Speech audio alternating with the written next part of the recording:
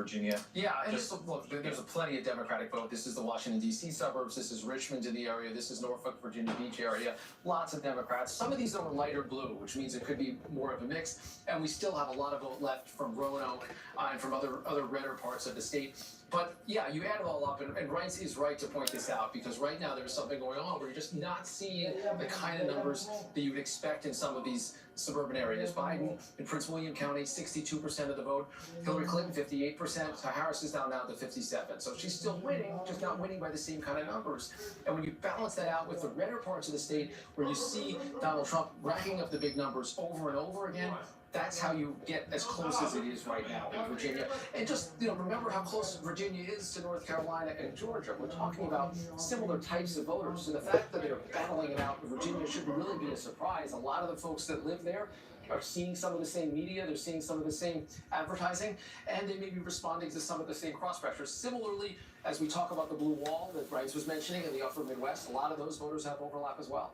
Which is why Ryan says they're not getting ahead of themselves either, because Pennsylvania so far, at least at this point, looks like it has some promising signs for the Harris campaign and their effort to try to reach suburban voters, like in the collar counties around Philadelphia, which you had showed us. She seems to be doing well, and in Allegheny County as well. Well, where do those numbers stand? Yeah, so I show you Allegheny, which is Pittsburgh. That is just a Democratic stronghold right now. It used to be even stronger Democratic, but you've seen the numbers get a little bit higher with the last couple of elections, and with about half the vote in right now in the Pittsburgh area. Yeah, the numbers are getting hit. The 538 benchmark would suggest she's running ahead of where she needs to go. And yeah, you mentioned the Philadelphia suburbs. Still not a lot of vote in places like Chester County, but Harris is getting at least close to her numbers. Montgomery County hitting a little bit above it right now. Bucks, I'm still watching, because that kind of margin, if that carries through the night, would be really surprising. It would bode well for her chances. We're still waiting on about 3/4 of the vote in Philadelphia, which is just a monster in that state. There's so much vote out there, and as you'd expect, Harris is carrying it handily.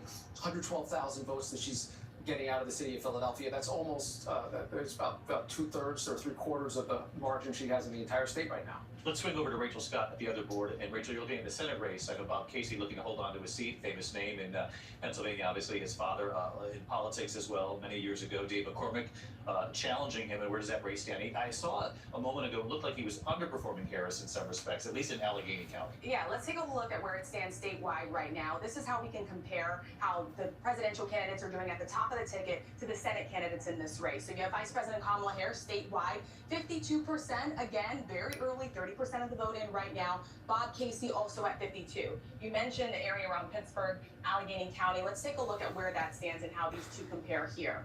You have Vice President Kamala Harris, 65%, Bob Casey, 65% as well. Also going to be looking at Scranton. He's from Scranton, home to President Joe Biden. You can see he's performing a little bit better than Vice President Kamala Harris here. And the final stretch, David, Bob Casey has been running ads in this state, really painting himself as an independent that bucked President Biden when it came to tariffs, and also sided with former President Donald Trump. He has been trying to find the middle ground here, because he is fully aware that if Vice President Kamala Harris does not do well here, it could impact his race as well. Let's swing it out to Matt Gutman, who's on the ground in Pennsylvania. Matt, what are you hearing?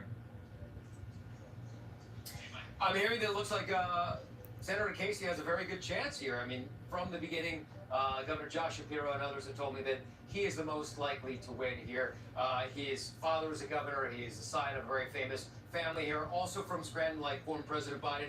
And McCormick's got a big knock against him, and that is that he hasn't really lived in the state. He lives mostly in Connecticut, and that is something that apparently has affected voters here. Now, there's another thing I want to talk about, and that is the results and the timing of the results, David. I spoke to Governor Shapiro, and he's been very adamant about accuracy being first, also the vote being safe and fair. But officials here understand that they are in a race against the clock. You remember back in 2020, it took almost 5 days to tabulate the vote here.